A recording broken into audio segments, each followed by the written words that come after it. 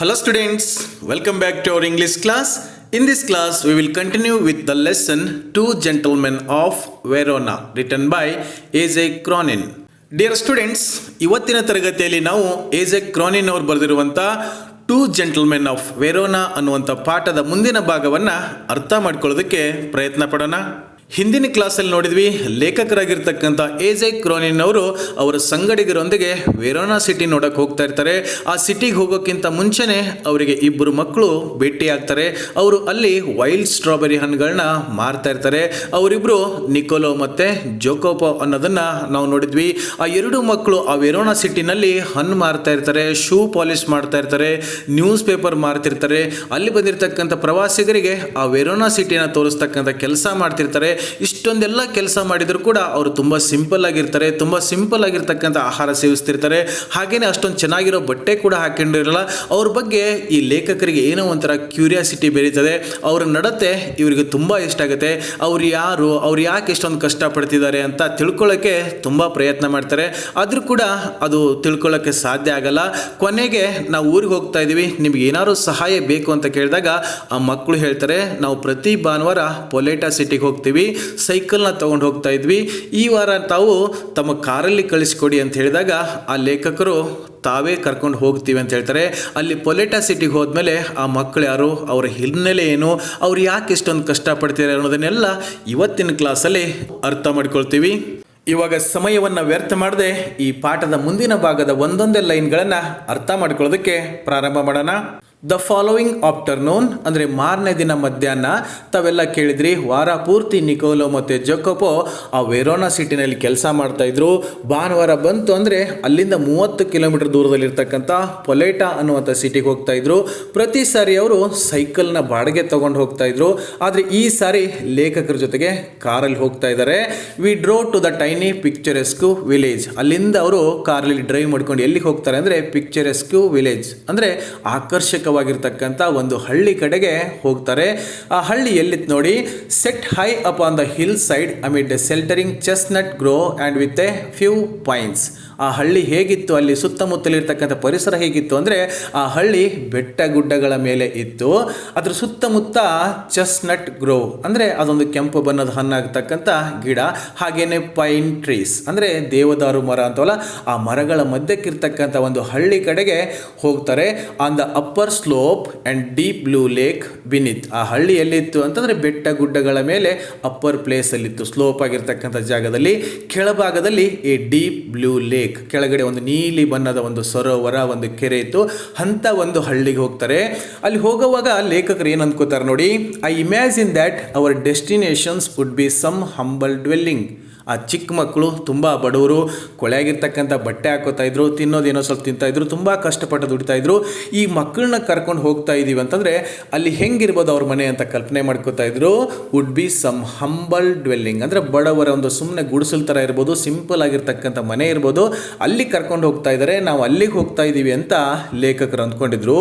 But ಆದರೆ ಏನಾಗುತ್ತೆ ನೋಡಿ, ಡೈರೆಕ್ಟೆಡ್ ಬೈ ಜೋಕೋಪೋ ಸ್ರಿಲ್ ಟ್ರೆಬಲ್. ಅಲ್ಲಿ ಹೋಗ್ಬೇಕಾದ್ರೆ ಈ ಜೋಕೋಪೋ ಆ ಕಡೆ ಈ ಕಡೆ ದಾರಿ ತೋರಿಸ್ಕೊಂಡು ತುಂಬ ಖುಷಿಯಾಗಿ ರೋಮಾಂಚನದಿಂದ ಮಾತಾಡ್ಕೊಂಡು ಹೋಗ್ತಿರ್ತಾನೆ. ಯಾಕಂದರೆ ವಾರ ಪೂರ್ತಿ ಕಷ್ಟಪಟ್ಟು ಕೆಲಸ ಮಾಡಿರ್ತಾರೆ. ಈ ಭಾನುವಾರ ದಿನ ಅಲ್ಲಿ ಹೋಗೋದು ಅಂದರೆ ಅವ್ರಿಗೇನೋ ಒಂಥರ ಥ್ರಿಲ್, ಖುಷಿ, ರಜೆ ಇದ್ದಂಗಿರ್ತದೆ. ಖುಷಿಯಾಗಿ ಹೇಳ್ಕೊಂಡು ಹೋಗ್ತಾ ಇದ್ದ ಆ ಲೇಖಕರಿಗೆ ದಾರಿ ತೋರಿಸ್ಕೊಂಡು ಹೋಗ್ತಾ ಇದ್ದ. ಎಲ್ಲಿಗೆ ಹೋಗಿ ಮುಟ್ತಾರೆ ನೋಡಿ, we drove up at a large red roofed villa. ಲೇಖಕರೇನೋ ಅಂದ್ಕೊಂಡಿದ್ರು ಚಿಕ್ಕದಾಗಿರ್ತಕ್ಕಂಥ ಮನೆ ಅಥವಾ ಗುಡಿಸಲು ಏನೋ ಇರ್ಬೋದು ಅಂದ್ಕೊಂಡಿದ್ರು. ಬಟ್ ಎಲ್ಲಿಗೆ ಕರ್ಕೊಂಡು ಹೋದ್ರು ಅಂತಂದರೆ ಲಾರ್ಜ್ ರೆಡ್ ರೂಫ್ಡ್ ವಿಲ್ಲಾ, ದೊಡ್ಡದಾಗಿರ್ತಕ್ಕಂಥ ಬಂಗ್ಲೋ. ರೆಡ್ ರೂಫ್ಡ್ ಅಂತಂದರೆ ಕೆಂಪು ಬಣ್ಣದ ಒಂದು ಮೇಲ್ಛಾವಣಿ ಹೊಂದಿರತಕ್ಕಂಥ ದೊಡ್ಡದೊಂದು ಬಿಲ್ಡಿಂಗ್ ಇತ್ತು, ಬಂಗ್ಲೆ ಇತ್ತು. ಅಲ್ಲಿಗೆ ಕರ್ಕೊಂಡು ಹೋದರು. Surrounded by A high stone wall. ಆ ಬಿಲ್ಡಿಂಗ್ ಸುತ್ತೆಲ್ಲ ಎತ್ತರವಾಗಿರ್ತಕ್ಕಂಥ ಕಲ್ಲಿನ ಒಂದು ಕಂಪೌಂಡ್ ಇತ್ತು. ಅದರ ಮಧ್ಯಕ್ಕೆ ದೊಡ್ಡದೊಂದು ಬಿಲ್ಡಿಂಗ್ ಇದೆ, ಕೆಂಪು ಬಣ್ಣದ ಮೇಲ್ಛಾವಣಿ ಹೊಂದಿರತಕ್ಕಂಥ. ಅಲ್ಲಿಗೆ ಇವ್ರನ್ನ ಕರ್ಕೊಂಡು ಹೋದ್ರು. ಅದನ್ನು ನೋಡಿದಾಗ I could scarcely believe my ice. ಲೇಖಕರಿಗೆ ಅವ್ರ ಕಣ್ಣನ್ನು ಅವ್ರಿಗೆ ನಂಬೋಕ್ಕಾಗಲಿಲ್ಲ. ಯಾಕೆ ಅಂದರೆ ಅಂಥ ಮಕ್ಕಳು ಇಂಥ ದೊಡ್ಡ ಬಿಲ್ಡಿಂಗ್ನಲ್ಲಿ ಇರ್ತಾರ, ಇದು ಅವ್ರ ಮನೇನಾ ಅಂತ ಸ್ವಲ್ಪ ಕನ್ಫ್ಯೂಸ್ ಆಯ್ತು ಇವರಿಗೆ. ಅವ್ರ ಕಣ್ಣು ಅವ್ರಿಗೆ ನಂಬೋಕ್ಕಾಗಲಿಲ್ಲ. And before I could recover breath, ಅಷ್ಟೆಲ್ಲ ನೋಡಿ ಶಾಕ್ ಆಗಿದ್ರಲ್ಲ, ಸ್ವಲ್ಪ ಸುಧಾರಿಸುವ ಹೊತ್ತಿಗೆ ಏನಾಗುತ್ತೆ, my 2 passengers had leaped nimbly from the car. ಅಲ್ಲಿ ಹೋಗಿ ಕಾರ್ ನಿಲ್ಸಿದ್ದೆ ತಡ ಆ ಡೋರ್ನ ಓಪನ್ ಮಾಡಿ ಜಂಪ್ ಮಾಡಿಕೊಂಡು ಆ ಮಕ್ಕಳು ಆ ಬಿಲ್ಡಿಂಗ್ ಕಡೆಗೆ ಓಡ್ ಹೋಗೋದಕ್ಕೆ ಸ್ಟಾರ್ಟ್ ಮಾಡ್ತಾರೆ. ಹೋಗುವಾಗ ಲೇಖಕರಿಗೆ ಹೇಳ್ತಾರೆ, we shall not be long sir. ಇಲ್ಲಿ ಲಾಂಗ್ ಅಂತ ಉದ್ದ ಅಂತ ತಿಳ್ಕೊಳಕ್ಕೆ ಹೋಗ್ಬೇಡಿ, ನಾವು ತುಂಬ ಲೇಟ್ ಮಾಡಲ್ಲ, ತಡ ಮಾಡಲ್ಲ. Perhaps only an hour, 1 ಗಂಟೆ ಆಗ್ಬೋದು, ಜಾಸ್ತಿ ಅಂದರೆ ಅಷ್ಟರೊಳಗೆ ಬಂದುಬಿಡ್ತೀವಿ sir. Maybe you would like to go to the cafe in the village for a drink. ಅಲ್ಲಿವರೆಗೆ ತಾವು ಇಲ್ಲೇ ಇರ್ತಕ್ಕಂಥ ಯಾವುದೋ ಕೆಫೆಗೋ ಹೋಟ್ಲಿಗೆ ಹೋಗಿ ಟೀ ಕಾಫಿ ಕುಡ್ಕೊಂಡು ಬನ್ನಿ ಸರ್ ಅಂತ ಹೇಳಿಬಿಟ್ಟು ಮಕ್ಕಳು ಆ ಬಿಲ್ಡಿಂಗ್ ಕಡೆಗೆ ಓಡೋಗ್ತಾರೆ. They disappeared beyond the corner of the wall. ಹಿಂಗೆ ಹೋಗ್ಬಿಟ್ಟು ಆ ಬಿಲ್ಡಿಂಗ್ ಸುತ್ತ ಎಲ್ಲ ಒಂದು ಕಂಪೌಂಡ್ ಇತ್ತು, ಅಲ್ಲಿ ಹೋಗ್ಬಿಟ್ಟು ಅದ್ರ ಒಳಗಡೆ ಹೋಗ್ತಾರೆ. When a few minutes had elapsed I followed. ಅವ್ರು ಹೋಗಿ 1-2 ನಿಮಿಷ ಲೇಖಕರು ಅಲ್ಲೇ ಕೂತ್ಕೋತಾರೆ, ವೇಟ್ ಮಾಡ್ತಾರೆ. ಹೋಗಿ ಒಂದು 5-10 ನಿಮಿಷ ಆದಮೇಲೆ ಅವ್ರ ಹಿಂದಿಂದ ಇವರು ಕೂಡ ಹೋಗ್ತಾರೆ. ಯಾಕೆಂದರೆ ಲೇಖಕರಿಗೆ ಅವ್ರ ಬಗ್ಗೆ ಒಂಥರ ಏನೋ ಕುತೂಹಲ, ಮಕ್ಕಳು ಯಾರು, ಅಷ್ಟೊಂದು ಬಡವರಾಗಿದ್ದರೂ ಕೂಡ ಇಂಥ ಬಿಲ್ಡಿಂಗ್ ಬಂದಿದ್ದಾರೆ, ಇಲ್ಲಿ ಯಾಕೆ ಬಂದಿದ್ದಾರೆ, ಅವ್ರ ಬಗ್ಗೆ ತಿಳ್ಕೊಬೇಕನ್ನತಕ್ಕಂಥ ಕುತೂಹಲ ಇತ್ತು. ಆದರೆ ಮಕ್ಕಳ ಜೊತೆಗೆ ಹೋಗಲಿಲ್ಲ. ಮಕ್ಕಳು ಹೋಗಿ ಒಂದು 5-10 ನಿಮಿಷ ಆದಮೇಲೆ ಅವ್ರ ಹಿಂದಿಂದನೇ ಹೋಗ್ತಾರೆ. ಅಲ್ಲಿ ಹೋದಾಗ ಏನಾಗುತ್ತೆ ನೋಡಿ, I found a grilled side entrance and determinedly rang the bell. ಅಲ್ಲಿ ಹೋದ ತಕ್ಷಣ ಗ್ರಿಲ್ ಅಂದರೆ ಕಬ್ಬಿನ ಸರಳಿಂದ ಮಾಡಿರ್ತಕ್ಕಂಥ ಎಂಟ್ರೆನ್ಸ್ ಇತ್ತು. ಅಲ್ಲಿ ಹೋಗ್ಬಿಟ್ಟು ಒಳಗೆ ಹೋಗಲೇಬೇಕು, ತಿಳ್ಕೊಬೇಕಂತ ಹೇಳಿಬಿಟ್ಟು ದೃಢ ನಿರ್ಧಾರ ಮಾಡಿಬಿಟ್ಟು ಏನು ಮಾಡ್ತಾರೆ, ರ್ಯಾಂಗ್ ದ ಬೆಲ್, ಅಲ್ಲಿಂದ ಡೋರ್ ಬೆಲ್ನ ರಿಂಗ್ ಮಾಡ್ತಾರೆ. A pleasant looking woman with ruddy complexion and steel rimmed spectacles appeared. ಇವ್ರು ಹೋಗ್ಬಿಟ್ಟು ಅಲ್ಲಿ ಕಾಲಿಂಗ್ ಬೆಲ್ ಒತ್ತಿದ ತಕ್ಷಣ ಏನಾಗುತ್ತೆ, ಎ ಪ್ಲೀಸೆಂಟ್ ಲುಕಿಂಗ್ ವುಮೆನ್, ತುಂಬ ಮಂದಾಸ ನಗ್ತಾ ಒಬ್ಬಳು ಹೆಣ್ಮಗಳು ಬರ್ತಾಳೆ. ವಿತ್ ಎ ರಡ್ಡಿ ಕಾಂಪ್ಲೆಕ್ಷನ್, ನೋಡೋದಕ್ಕೆ ಕೆಂಪು ಬಣ್ಣದ ಹೆಣ್ಮಗಳು. ಸ್ಟೀಲ್ ರಿಮಿಡ್ ಸ್ಪೆಕ್ಟ್ಯಾಕಲ್ಸ್ ಅಪಿಯರ್ಡ್, ಅವಳು ಹಾಕೊಂಡಿರ್ತಕ್ಕಂಥ ಕನ್ನಡಕ ಹೆಂಗಿತ್ತು ಅಂದರೆ ಅದರದ ಫ್ರೇಮ್ ಸ್ಟೀಲ್ದಾಗಿತ್ತು. ಅಂತ ಒಂದು ಕನ್ನಡಕನ ಹಾಕೊಂಡು ಅಲ್ಲಿ ಹೆಣ್ಮಗಳು ಬಾಗಿಲ ಹತ್ರ ಬರ್ತಾಳೆ. I blinked as I saw that she was dressed in the white uniform of a trained nurse. ಆ ಹೆಣ್ಮಗಳು ನೋಡೋಕೆ ಹೆಂಗಿದ್ಲು ಅಂತಂದರೆ, ಅವಳು ಹಾಕ್ಕೊಂಡಿರ್ತಕ್ಕಂಥ ಯೂನಿಫಾರ್ಮ್ ಹೇಗಿತ್ತು ಅಂತಂದರೆ ಟ್ರೈನ್ಡ್ ನರ್ಸ್. ತಾವು ದೊಡ್ಡ ದೊಡ್ಡ ಹಾಸ್ಪಿಟಲ್ ನೋಡಿದ್ದೀರಾ, ಅಲ್ಲಿರ್ತಕ್ಕಂಥ ನರ್ಸು ವೈಟ್ ಡ್ರೆಸ್ ಹಾಕ್ಕೊಂಡಿರ್ತಾರಲ್ಲ, ಅಂಥ ಯೂನಿಫಾರ್ಮ್ ಹಾಕ್ಕೊಂಡಿರ್ತಕ್ಕಂಥ ಹೆಣ್ಮಗಳು ಅಲ್ಲಿ ಬರ್ತಾಳೆ. ಬಂದ ತಕ್ಷಣ ಅವಳಿಗೊಂದು ಕನ್ಫ್ಯೂಸ್, ಇವ್ರು ಯಾರು ಅಂತ ಇರ್ತದೆ. ಸೊ ಅವಳು ಬಂದ ತಕ್ಷಣ ಇವ್ರು ಹೇಳ್ತಾರೆ, I just brought 2 small boys here. ನಾನು 2 ಚಿಕ್ಕ ಮಕ್ಕಳನ್ನ ಕರ್ಕೊಂಬನ್ನಲ್ಲ ಅಂತ ಹೇಳ್ತಾರೆ. ಎಸ್, ಅವಾಗ ಅವಳಿಗೆ ಗೊತ್ತಾಗುತ್ತೆ ಆ ನಿಕೋಲೋ ಮತ್ತು ಜೋಕೋಬನ್ನ ಕರ್ಕೊಂಡು ಬಂದವರು ಇವರೇ ಅಂತ ಗೊತ್ತಾದಾಗ ಹರ್ ಫೇಸ್ ಲಿಟ್ ಅಪ್. ಲೈಟ್ ಅನ್ನೋದ್ರ ಪಾಸ್ಟ್ ಟೆನ್ಸ್, ಲಿಟ್ ಅಂದರೆ ಮುಖ ಸ್ವಲ್ಪ ಅರಳುತ್ತೆ. ಯಾಕೆಂದರೆ ಫಸ್ಟ್ ಟೈಮ್ ಅಂದಾಗ ಇವ್ರು ಯಾರು ಅಂತ ಕನ್ಫ್ಯೂಷನ್ ಅವಳಿಗೆ ಇತ್ತು. ಇವಾಗ ಕ್ಲಿಯರ್ ಆಯಿತು. ಯಾಕೆಂದರೆ ಆ ನಿಕೋಲೋ ಜೋಕೋಬನ್ನ ಕರ್ಕೊಂಬಂದವ್ರು ಇವರೇ ಅಂದ ತಕ್ಷಣ ಏನು ಮಾಡ್ತಾಳೆ, ಸಿ ಓಪನ್ ದ ಡೋರ್. ಆ ಡೋರನ್ನು ಓಪನ್ ಮಾಡ್ತಾಳೆ. ಟು ಅಡ್ಮಿಟ್ ಮೀ, ಒಳಗೆ ಬನ್ನಿ ಅಂತ ಹೇಳ್ಬಿಟ್ಟು ಡೋರ್ ಓಪನ್ ಮಾಡ್ತಾಳೆ. Nicola and Jacopo, I will take you up. ಓ, ನೀವು ಕರ್ಕೊಂಬಂದಿದ್ದು ನಿಕೋಲಾ ಆ್ಯಂಡ್ ಜೋಕೋಪ್ ಅಲ್ವಾ, ಬನ್ನಿ ಅಲ್ಲಿ ಮೇಲೆ ಅವ್ರ ಹತ್ರ ಕರ್ಕೊಂಡು ಹೋಗ್ತೀನಿ ಅಂತ ಅವಳು ಹೇಳ್ತಾಳೆ. She led me through a cool tiled vestibule into the hospital. ಅವಳೊಬ್ಬಳು ನರ್ಸು, ಅದು ಒಂದು ಆಸ್ಪತ್ರೆ ಅನ್ನೋದು ಅವ್ರಿಗೆ ಅರ್ಥ ಆಗುತ್ತೆ. ಸೊ ಆ ನರ್ಸ್ ಇವರನ್ನು ಒಳಗೆ ಕರ್ಕೊಂಡು ಹೋಗ್ತಾಳೆ. Tiled vestibule into the hospital ಅಂದರೆ ಹಾಸ್ಪಿಟ್ಲ್ ಒಳಗೆ ಹೋಗೋಕ್ಕಿಂತ ಮುಂಚೆ ಅದ್ರ ಮುಂದ್ಗಡೆ ಟೈಲ್ಸ್ ಎಲ್ಲ ಹಾಕಿದ್ರು, ಅಂಥ ಜಾಗದಲ್ಲಿ ಇವರನ್ನು ಕರ್ಕೊಂಡು ಹೋಗ್ತಾಳೆ. For hospital the villa had become, ಅದು ಯಾವುದೋ ಒಂದು ಟೈಮಲ್ಲಿ ಯಾವುದೋ ಒಂದು ಬಂಗ್ಲೆ ಆಗಿತ್ತು, ಬಿಲ್ಡಿಂಗ್ ಆಗಿತ್ತು, ಆಮೇಲೆ ಅದನ್ನು ಹಾಸ್ಪಿಟ್ಲನ್ನಾಗಿ ಕನ್ವರ್ಟ್ ಮಾಡಿದರು. ಸೊ ಇವರು ಸ್ಟಾರ್ಟಿಂಗಲ್ಲಿ ಏನು ಅಂದ್ಕೊಂಡಿದ್ರು, ನಿಕೋಲೋ ಮತ್ತು ಜೋಕೋಪ್ ಅವ್ರ ಮನೆ ಇಷ್ಟು ದೊಡ್ಡದಿದೆನಾ ಅಂತ ಅಂದ್ಕೊಂಡಿದ್ರು. ಬಟ್ ಅಲ್ಲಿ ಒಳಗೆ ಹೋದಾಗ ಗೊತ್ತಾಗುತ್ತೆ ಅದು ಅವ್ರ ಮನೆ ಅಲ್ಲ, ಅದೊಂದು ಹಾಸ್ಪಿಟ್ಲು ಅನ್ನೋದು ಇವ್ರಿಗೆ ಅರ್ಥ ಆಗುತ್ತೆ. We traverse a waxed and polished corridor between well equipped wards. ಆಸ್ಪತ್ರೆ ಅಂದರೆ ಅಲ್ಲಿ ವಾರ್ಡ್ಗಳೆಲ್ಲ ಇರ್ತವೆ, ಆ ಕಡೆ ಈ ಕಡೆ ವಾರ್ಡ್ ಇತ್ತು ಮತ್ತು ಕಾರಿಡಾರ್ ಇತ್ತು. ಅದು ತುಂಬ ಸುಂದರವಾಗಿರ್ತಕ್ಕಂಥ ಪಾಲಿಶ್ಡ್ ಆಗಿರ್ತಕ್ಕಂಥ ಕಾರಿಡಾರಲ್ಲಿ ಇವ್ರು ನಡ್ಕೊಂಡು ಒಳಗೆ ಹೋಗ್ತಾರೆ. We went upstairs to a southern balcony. ಅಲ್ಲಿಂದ ಮುಂದೆ ಹೋಗಿ ಮೇಲಕ್ಕೆ ಹತ್ಕೊಂಡು ಹೋಗ್ತಾರೆ. ಅಲ್ಲಿ ದಕ್ಷಿಣ ಭಾಗದಲ್ಲಿ ಇರ್ತಕ್ಕಂಥ ಒಂದು ಬಾಲ್ಕನಿ ಇತ್ತು, ಅಲ್ಲಿವರೆಗೆ ಹೋಗ್ತಾರೆ. Which open to a vista of gardens and a lake. ಆ ಬಾಲ್ಕನಿನಲ್ಲಿ ನಿಂತ್ಕೊಂಡು ನೋಡಿದರೆ ತುಂಬ ಮನೋಹರವಾಗಿರ್ತಕ್ಕಂಥ ಆ ಮುಂದೆ ಇರ್ತಕ್ಕಂಥ ಗಾರ್ಡನ್ಗಳೆಲ್ಲ ಕಾಣಿಸ್ತಾ ಇದ್ವು. ಹಾಗೆ ಅಲ್ಲಿರ್ತಕ್ಕಂಥ ಲೇಕ್, ಒಂದು ಸಾಗರ, ಸರೋವರ, ಕೆರೆ ಅಂತ ಏನಂತೀರ, ಅದೆಲ್ಲ ತುಂಬ ಸುಂದರವಾಗಿ ನೋಡೋಕೆ ಕಾಣ್ತಾ ಇತ್ತು. On the threshold of a little cubicles the nurse paused. ಹಾಗೆ ಮುಂದೆ ಹೋಗ್ತಾ ಯಾವುದೋ ಒಂದು ಕ್ಯೂಬಿಕಲ್, ಚಿಕ್ಕದಾಗಿರ್ತಕ್ಕಂಥ ಕೋಣೆ, ಅದರ ಆರಂಭದಲ್ಲಿನೇ ಹೊಸ್ತಿಲ್ ಹತ್ರನೇ ಆ ಹೆಣ್ಮಗಳು ನಿಂತ್ಕೊಳ್ತಾಳೆ. ಅಂದರೆ ಆ ನರ್ಸು ಈ ಲೇಖಕರನ್ನು ಕರ್ಕೊಂಡು ಹೋಗಿ ಅಲ್ಲಿಗೆ ನಿಂತ್ಕೊಳ್ತಾಳೆ. ಪುಟ್ ಹರ್ ಫಿಂಗರ್ಸ್ ಟು ಹರ್ ಲಿಪ್ಸ್. ನಾವು ತುಟಿ ಮೇಲೆ ಬೆಳ್ಳಿ ಇಟ್ಕೋತೀವಲ್ಲ, ಮಾತಾಡಬೇಡಿ, ಸೈಲೆಂಟಾಗಿ ಕೂತ್ಕೊಳ್ಳಿ ಅಂತ, ಹಾಗೆ ತುಟಿ ಮೇಲೆ ಬೆಳ್ಳಿ ಇಟ್ಕೋತಾಳೆ. And with a smile bade me look through the glass partition. ಅಲ್ಲಿ ಕರ್ಕೊಂಡು ಹೋಗ್ಬಿಟ್ಟು ನಿಧಾನಕ್ಕೆ ಅಲ್ಲಿ ಗ್ಲಾಸ್ ಡೋರ್ ಥರ ಇತ್ತು, ಅದ್ರ ಮೂಲಕ ಒಳಗೆ ನೋಡಿ ಅಂತ ಇವ್ರಿಗೆ ಹೇಳ್ತಾಳೆ. ತಾವು ಆಸ್ಪತ್ರೆಯಲ್ಲಿ ನೋಡಿರ್ಬೋದು, ICUನಲ್ಲಿ ನೋಡಿರ್ಬೋದು, ಮುಂದ್ಗಡೆ ಗ್ಲಾಸಿಂದ ಇರ್ತದೆ, ಒಳಗಡೆ ಇರೋರ್ನೆಲ್ಲ ನಾವು ಹೊರಗಡೆ ನಿಂತ್ಕೊಂಡು ನೋಡ್ಬೋದು. ಹಾಗೆ ಆ ಇಬ್ಬರು ಮಕ್ಕಳಲ್ಲಿ ಒಳಗಡೆ ಇದ್ರು, ಅದನ್ನು ಈ ನರ್ಸ್ ಏನು ಮಾಡ್ತಾಳೆ, ಲೇಖಕರಿಗೆ ಅಲ್ಲಿ ನೋಡಿ ಅಂತ ತೋರಿಸ್ತಾಳೆ. ಒಳಗೆ ಏನು ನೋಡ್ತಾರೆ ನೋಡಿ, 2 boys were seated at the bedside of a girl of about 20. ಒಂದು 20 ವರ್ಷದ ಒಂದು ಹೆಣ್ಮಗಳು, ಒಂದು ಹುಡುಗಿ ಆ ಬೆಡ್ ಮೇಲಿದ್ಲು. ಆ ಬೆಡ್ ಆ ಕಡೆ ಈ ಕಡೆ, ಆ ಬೆಡ್ ಸೈಡಲ್ಲಿ ಈ ಇಬ್ರು ಮಕ್ಕಳು ಅಂದರೆ ನಿಕೋಲೋ ಮತ್ತು ಜೋಕೋಬ್ ಕೂತ್ಕೊಂಡಿದ್ರು. ಹೂ ಪ್ರಾಪ್ಡ್ ಅಪ್ ಆನ್ ಪಿಲ್ಲೋಸ್. ಆ ಹೆಣ್ಮಗಳು, ಆ ಏನು 20 years ಹುಡುಗಿ ಇದ್ಲಲ್ಲ, ಅವಳು ಅಲ್ಲಿರ್ತಕ್ಕಂಥ ಪಿಲ್ಲೋಸ್ ಏನು ದಿಂಬುಗಳಿದ್ದು ಅದಕ್ಕೆ ಆಸರೆಯಾಗಿ ಒರಿಕೊಂಡು ಬೆಡ್ ಮೇಲೆ ಕೂತ್ಕೊಂಡಿದ್ಲು. Wearing a pretty lace jacket, ಚೆನ್ನಾಗಿ ಕಾಣ್ತಕ್ಕಂಥ ಒಂದು ಲೇಸ್ ಜಾಕೆಟನ್ನು ಹಾಕೊಂಡಿದ್ಲು. Was listening to their chatter. ಅಲ್ಲಿ ಅಕ್ಕಪಕ್ಕ ಕೂತ್ಕೊಂಡಿರ್ತಕ್ಕಂಥ 2 ಮಕ್ಕಳಿದ್ರಲ್ಲ, ಈ ಜೋಕೋಪ ಮತ್ತು ನಿಕೋಲೋ, ಅವರಿಬ್ಬರು ಮಾತಾಡ್ತಕ್ಕಂಥದ್ದನ್ನು ಕೇಳಿಸ್ಕೋತಾ ಆ ಹುಡುಗಿ ಕೂತ್ಕೊಂಡಿದ್ಲು. ಹರ್ ಐಸ್ ಸಾಫ್ಟ್ ಆ್ಯಂಡ್ ಟೆಂಡರ್. ಆ ಹುಡುಗಿ ಕಣ್ಣುಗಳು ನೋಡೋಕೆ ಹೇಗಿದ್ವು ಅಂತಂದರೆ ತುಂಬ ಸಾಫ್ಟ್ ಆಗಿದ್ವು, ಒಂಥರ ಎಳೆ ಕಣ್ಣುಗಳು, ಟೆಂಡರ್ ಕಣ್ಣುಗಳು ಇದ್ವು ಅವಳಿಗೆ. Despite faint flush high upon her cheek bones and queer inertness of her posture. ಅಂದರೆ ಇಲ್ಲಿ ಅವಳು ಮುಖಲಕ್ಷಣ ಹೇಳ್ತಾರೆ. ಅವಳ ಮುಖ ನೋಡಿದಾಗ, ಅವಳ ಕೆನ್ನೆ ನೋಡಿದಾಗ, ಕೆನ್ನೆ ಮೂಳೆ ನೋಡಿದಾಗ, ಹಾಗೆ ಮುಖಲಕ್ಷಣ ನೋಡಿದಾಗ one could discern at a glance. ಆ ಮುಖ ನೋಡಿದ ತಕ್ಷಣ ಯಾರಾದರೂ ಕೂಡ ಗುರುತಿಸಿಬಿಡ್ತಾರೆ ಏನಂತ, ಹರ್ ರಿಸೆಂಬ್ಲೆನ್ಸ್ ಟು ಹರ್ ಬ್ರದರ್. ಅಲ್ಲಿ ಕೂತಿರ್ತಕ್ಕಂಥ ಹುಡುಗಿ ಅವ್ರ ಅಕ್ಕ, ಆ ಇಬ್ಬರು ಹುಡುಗರು ಅವಳು ತಮ್ಮಂದಿರು ಅಂತ ಆ ಮುಖಲಕ್ಷಣ ನೋಡಿದ ತಕ್ಷಣ ಯಾರಿಗಾದರೂ ಕೂಡ ಈಸಿಯಾಗಿ ಗೊತ್ತಾಗ್ತಾ ಇತ್ತು. ತಮಗೀಗ ಅರ್ಥ ಆಗಿರ್ಬೋದು ಪ್ರತಿ ಭಾನುವಾರ ಯಾಕೆ ಅವರು ಪೊಲೈಟಾಗಿ ಬರ್ತಾ ಇದ್ರು ಅಂತಂದರೆ, ಅವರ ಅಕ್ಕ ಅಲ್ಲಿರ್ತಾ ಇದ್ಲು, ಆಸ್ಪತ್ರೆಯಲ್ಲಿ ಅಡ್ಮಿಟ್ ಮಾಡಿದ್ರು, ಅವಳನ್ನು ನೋಡೋಕ್ಕೆ ಪ್ರತಿ ಭಾನುವಾರ ಇವ್ರು ಬರ್ತಾಯಿದ್ರು. ಈಗ ಬಂದುಬಿಟ್ಟು ಒಳಗಡೆ ಕೂತ್ಕೊಂಡು ಅಕ್ಕನ ಜೊತೆಗೆ ತುಂಬ ಖುಷಿಯಾಗಿ ಮಾತಾಡ್ತಾ ಇದ್ದಾರೆ. ತಮ್ಮ ಒಂದು ವಾರದ ಅನುಭವ ಎಲ್ಲ ಅವಳ ಜೊತೆಗೆ ಹಂಚ್ಕೊಳ್ತಾ ಇದ್ದಾರೆ. A vase of wild flowers stud on the table. ಆ ಬೆಡ್ ಪಕ್ಕನೇ ಒಂದು ಟೇಬಲ್ ಇತ್ತು, ಅದ್ರ ಪಕ್ಕ ಹೂವಿಂದೊಂದು ವೇಸ್ ಇಟ್ಟಿದ್ರು. Beside a dish of fruit and several books. ಆ ಟೇಬಲ್ ಮೇಲೆ ಹಣ್ಣುಗಳನ್ನ ಇಟ್ಟಿದ್ರು, ಪೇಷಂಟ್ಗಳಿಗೆ ಹಂಗೆ ಇಟ್ಟಿರ್ತಾರಲ್ಲ ಹಂಗೆ ಹಣ್ಣುಗಳೆಲ್ಲ ಇತ್ತು. ಹಾಗೆ ಕೆಲವೊಂದು ಪುಸ್ತಕಗಳು ಕೂಡ ಇದ್ವು, ಅವಳಿಗೆ ಓದಕ್ಕಂತ ಇಟ್ಟಿದ್ರು. ಇದೆಲ್ಲವನ್ನ ಅವರು ಹೊರಗಡೆ ನಿಂತ್ಕೊಂಡೆ ಈ ಗ್ಲಾಸಿನ ಮೂಲಕ ಒಳಗಡೆ ನೋಡ್ತಾರೆ. ಈ ಲೇಖಕರು ಒಳಗೆ ಹೋಗದೇನೆ ಹೊರಗೆ ನಿಂತ್ಕೊಂಡು ಗ್ಲಾಸ್ನಿಂದ ನೋಡ್ತಾ ಅಲ್ಲೇ ನಿಂತ್ಕೊಂಡಿದ್ರಲ್ಲ, ಅವಾಗ ನರ್ಸು ಈ ಲೇಖಕರಿಗೆ ಕೇಳ್ತಾಳೆ, won't you go in? The nurse murmured. ಒಳಗೆ ಹೋಗಲ್ವಾ ನೀವು ಅಂತ ಕೇಳಿದ್ಲು. Lucia will be please to see you. ಲೂಸಿಯಾಗೆ ನಿಮ್ಮನ್ನು ನೋಡಿ ತುಂಬ ಖುಷಿಯಾಗುತ್ತೆ, ಒಳಗೆ ಹೋಗಿ ಅಂತ ಹೇಳಿದ್ಲು. ಈ ಲೂಸಿಯಾ ಅನ್ನೋ ಹೆಸರನ್ನು ತಾವು ನೆನ್ಪಿಟ್ಕೊಳ್ಳಿ. ಆ ಹುಡುಗರ ಅಕ್ಕನ ಹೆಸರೇನು, ಸಿಸ್ಟರ್ ನೇಮ್ ಏನು ಅಂತ ಕೇಳಿದಾಗ ಲೂಸಿಯಾ ಅಂತ ತಾವು ಬರಿಬೇಕು. ಅವಳು ನೋಡಕ್ಕೆ ಹೋಗಲ್ವಾ, ಅವಳಿಗೂ ಕೂಡ ಖುಷಿ ಆಗುತ್ತೆ ಅಂತ. ಈ ನರ್ಸ್ ಏನು ಅಂದ್ಕೊಂಡಿದ್ಲು ಅಂತಂದರೆ, ಈ ಲೇಖಕರನ್ನು ಆ ಮಕ್ಕಳಿಗೆ ಎಲ್ಲೋ ದೂರದ ಸಂಬಂಧಿಕರು ಇರ್ಬೋದು ಅಥವಾ ಯಾರಾದರೂ ಕೇರ್ ಟೇಕರ್ ಇರ್ಬೋದು, ಇಲ್ಲಿವರೆಗೆ ಆ ಮಕ್ಕಳನ್ನು ನೋಡೋಕ್ಕೆ ಯಾರೂ ಬರ್ತಾ ಇರಲಿಲ್ಲ. ಫಸ್ಟ್ ಟೈಮ್ ಇವರು ಬಂದಿದ್ದಾರಲ್ಲ, ನೀವು ಒಳಗೆ ಹೋಗಿ ಭೇಟಿಯಾಗಿ ಅವಳಿಗೂ ಖುಷಿ ಆಗುತ್ತೆ ಅಂತ ಹೇಳಿದ್ಲು. I shook my head and turned away. But ಲೇಖಕರು ಒಳಗೆ ಹೋಗಲಿಲ್ಲ. ಶುಕ್ ಮೈ ಹೆಡ್, ಶೇಕ್ ಅನ್ನೋದ್ರ ಪಾಸ್ಟ್ ಟೆನ್ಸ್. ಶುಕ್, ತಲೆನ ಅಳ್ಳಾಡಿಸ್ಬಿಟ್ಟು ವಾಪಸ್ ಹೊರಟು ಬಿಡ್ತಾರೆ.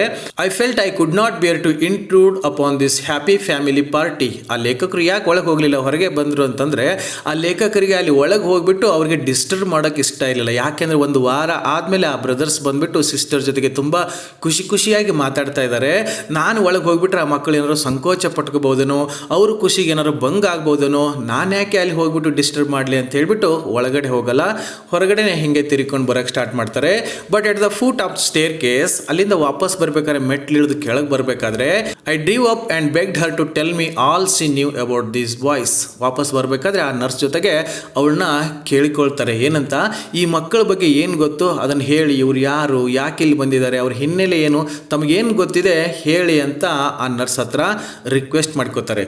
C was eager to do so. ಆ ನರ್ಸಿಗೂ ಕೂಡ ಹೇಳಬೇಕು ಅಂತ ಆಸೆ ಇತ್ತು. ಯಾಕೆ ಅಂದರೆ ಆ ಮಕ್ಕಳ ಬಗ್ಗೆ ಇನ್ನೂವರೆಗೆ ಯಾರೂ ಕೂಡ ವಿಚಾರಿಸಕ್ಕೆ ಬಂದಿರಲಿಲ್ಲ. ಅವ್ರ ಕಷ್ಟ ನೋವು ಹೇಳ್ಕೊಳ್ಳೋಕ್ಕೂ ಕೂಡ ಯಾರೂ ಇರಲಿಲ್ಲ. ಈಗ ಒಬ್ಬರು ಬಂದುಬಿಟ್ಟು ಅವ್ರ ಬಗ್ಗೆ ಕೇಳ್ತಾ ಇದ್ದಾರೆ ಅಂದರೆ ಅವಳಿಗೂ ಕೂಡ ಹೇಳಬೇಕು ಅಂತ ಅನಿಸುತ್ತೆ. They were, she explained, quite alone in this world except for this sister Lucia. ಆ ಮಕ್ಕಳು ಈ ಜಗತ್ತಿನಲ್ಲಿ ಏಕಾಂಗಿ ಆಗಿದ್ದಾರೆ. ಅವರಿಗೆ ತಮ್ಮವರು ಅನ್ನೋರು ಯಾರೂ ಇಲ್ಲ, ತಂದೆ ತಾಯಿ ಅನ್ನೋರು ಯಾರೂ ಇಲ್ಲ, ಬಂಧು ಬಾಂಧವರು ಅನ್ನೋರು ಯಾರೂ ಇಲ್ಲ. ಅವರು ಏಕಾಂಗಿ ಆಗಿದ್ದಾರೆ. ಆದರೆ ಒಬ್ಬರೇ ಅವ್ರಿಗಿರೋದು ಅಂತಂದರೆ ಅವ್ರ ಸಿಸ್ಟರ್ ಆಗಿರ್ತಕ್ಕಂಥ ಲೂಸಿಯಾ. ಈ ಲೂಸಿಯಾ ಬಿಟ್ಟರೆ ಆ ಮಕ್ಕಳಿಗೆ ಬೇರೆ ಯಾರೂ ಇಲ್ಲ ಅಂತ ಹೇಳ್ತಾಳೆ. ದೇರ್ ಫಾದರ್ ಎ ವಿಡೋವರ್, ಅವ್ರ ತಂದೆ ಒಬ್ಬ ವಿಡೋವರ್ ಆಗಿದ್ದ. ವಿಡೋವರ್ ಅಂತಂದರೆ ಗಂಡ ಸತ್ತ ಹೆಣ್ಮಗಳಿಗೆ ವಿಡೋ ಅಂತ ಕರೀತಾರೆ, ವಿಧವೆ ಅಂತ ಕರೀತಾರೆ. ಆದರೆ ಹೆಂಡತಿ ಸತ್ತಿದ್ಲು ಅಂದರೆ ಆ ಗಂಡನಿಗೆ ವಿಡೋವರ್ ಅಂತ ಕರೀತಾರೆ, ಅಂದರೆ ಕನ್ನಡದಲ್ಲಿ ವಿದುರ ಅಂತ ಕರಿಬಹುದು. ಅಲ್ಲಿ ಆ ತಂದೆ ಒಬ್ಬ ಇದ್ದ, ಅವ್ರ ಹೆಂಡತಿ ಸತ್ತು ಹೋಗ್ಬಿಟ್ಟಿದ್ಲು. A well known singer at La Scala. ಅವ್ರ ತಂದೆ ಏನಾಗಿದ್ರು ಅಂದರೆ ಲಾಸ್ಟ್ ಕಾಲದಲ್ಲಿ ಒಬ್ಬ ಸಿಂಗರ್ ಆಗಿದ್ರು, ತುಂಬ ಫೇಮಸ್ ಆಗಿರ್ತಕ್ಕಂಥ ಸಿಂಗರ್ ಆಗಿದ್ರು. ಆ ಮಕ್ಕಳಿಗೆ ತಾಯಿ ಇರಲಿಲ್ಲ, ತಂದೆನೇ ಆ ಮಕ್ಕಳನ್ನು ಜೋಪಾನ ಮಾಡ್ತಾಯಿದ್ರು. Had been killed in the early part of the war. ಅವ್ರ ತಂದೆ ಕೂಡ ಆ ಏನು ಯುದ್ಧ ಆಗಿತ್ತು ಆ ಯುದ್ಧದ ಮೊದಲನೇ ಭಾಗದಲ್ಲಿ ಸತ್ತು ಹೋಗಿಬಿಟ್ಟಿರ್ತಾರೆ, ಯುದ್ಧದಲ್ಲಿ ಅವರು ಸಾವನ್ನಪ್ಪಿಟ್ಟಿರ್ತಾರೆ. ಅವರು ಸತ್ತೋದ್ಮೇಲೆ ಆ ಮಕ್ಕಳಿಗೆ ತಂದೆನೂ ಇರಲಿಲ್ಲ, ತಾಯಿನೂ ಇರಲಿಲ್ಲ, ಅವರು 3 ಜನ ಇದ್ದರು. Shortly afterward a bomb had destroyed their home and thrown 3 children into the street. ಅವ್ರ ತಂದೆ ಸತ್ತೋದ್ಮೇಲೆ ಸ್ವಲ್ಪ ದಿನಕ್ಕೆ ಏನಾಗುತ್ತೆ, ಆ ನಗರದ ಮೇಲೆ ಬಾಂಬ್ ಹಾಕಿರ್ತಾರೆ, ವೆರೋನಾ ಮೇಲೆ. ಆ ಬಾಂಬ್ ಹಾಕಿದಾಗ ಇವ್ರ ಮನೆ ಕೂಡ ನಾಶವಾಗಿ ಹೋಗಿಬಿಟ್ಟಿರ್ತದೆ. ಮೊದಲನೇದು ತಾಯಿ ಇರಲಿಲ್ಲ, ತಂದೆನೇ ನೋಡ್ಕೊಳ್ತಾ ಇದ್ದ. ಈಗ ತಂದೆ ಕೂಡ ಸತ್ತು ಹೋಗಿದ್ರು, 3 ಮಕ್ಕಳು ಅನಾಥರ ಥರ ಮನೆಯಲ್ಲಿದ್ದರು. ಆಮೇಲೆ ಸ್ವಲ್ಪ ದಿನದಲ್ಲಿ ಆ ಬಾಂಬ್ ಹಾಕಿದ್ರಿಂದ ಇವ್ರ ಮನೆ ಕೂಡ ನಾಶವಾಗಿ ಹೋಗಿಬಿಟ್ಟಿರ್ತದೆ. ಆವಾಗ ಮಕ್ಕಳ ಪರಿಸ್ಥಿತಿ ಏನಾಗುತ್ತೆ ಅಂದರೆ thrown the 3 children into the street. ಆ ಮಕ್ಕಳು ಬೀದಿಗೆ ಬಂದುಬಿಟ್ಟಿರ್ತವೆ, ಅವ್ರಿಗೆ ಇರೋಕ್ಕೆ ಜಾಗ ಇಲ್ಲ, ಹೇಳೋರು ಕೇಳೋರು ಯಾರೂ ಇಲ್ಲ, ಸಂಬಂಧಿಕರಿಲ್ಲ, ಅಪ್ಪ ಅಮ್ಮನೂ ಇಲ್ಲ. ಕಲ್ಪನೆ ಮಾಡ್ಕೊಳ್ಳಿ ಅವ್ರ ಪರಿಸ್ಥಿತಿ ಹೇಗಾಗಿರ್ಬೋದು. ಇರೋಕ್ಕೊಂದು ಮನೆ ಇಲ್ಲ, ತಿನ್ನೋಕ್ಕಿಲ್ಲ, ಆ ಪರಿಸ್ಥಿತಿ ಆ ಮಕ್ಕಳಿಗೆ ಬಂದುಬಿಡ್ತದೆ. They had always known a comfortable and cultured life. ಆ ಮಕ್ಕಳಿಗೆ ಇಂಥ ಕಷ್ಟದ ಜೀವನ ಗೊತ್ತೇ ಇರಲಿಲ್ಲ. ಆ ತಂದೆ ಯಾವುದಕ್ಕೂ ಕೊರತೆ ಆಗದಂಗೆ ಆ ಮಕ್ಕಳನ್ನ ಪ್ರೀತಿಯಿಂದ ಸಾಕ್ತಾ ಇದ್ದ. ತುಂಬ ಕಂಫರ್ಟೇಬಲ್ ಆಗಿರ್ತಕ್ಕಂಥ ಲೈಫ್ ಮತ್ತು ಕಲ್ಚರ್ ಲೈಫನ್ನು ಲೀಡ್ ಮಾಡ್ತಾ ಇದ್ರು. Lucia had herself been training as a singer. ಅವ್ರ ತಂದೆ ದೊಡ್ಡ ಫೇಮಸ್ ಸಿಂಗರ್ ಆಗಿರೋದ್ರಿಂದ ಈ ಲೂಸಿಯಾ ಕೂಡ ತಾನು ಸಿಂಗರ್ ಆಗಬೇಕು ಅಂತ ಹೇಳ್ಬಿಟ್ಟು ಸಂಗೀತ ಕೂಡ ಕಲಿತಾ ಇದ್ಲು. And they had suffered horribly from near starvation. ಅವ್ರ ತಂದೆ ತೀರೋದ್ರು, ಮನೆ ಬಿದ್ದೋಯ್ತು, ಹೇಳೋರು ಕೇಳೋರು ಯಾರಿಲ್ಲ, ಉಪವಾಸದಿಂದ ಸುಮಾರು ದಿನ ಬಳಲ್ತಾರೆ. And exposure to cold Verona's winter. ಮನೆ ಇಲ್ಲ, ಇರೋಕ್ಕೆ ಜಾಗ ಇಲ್ಲ.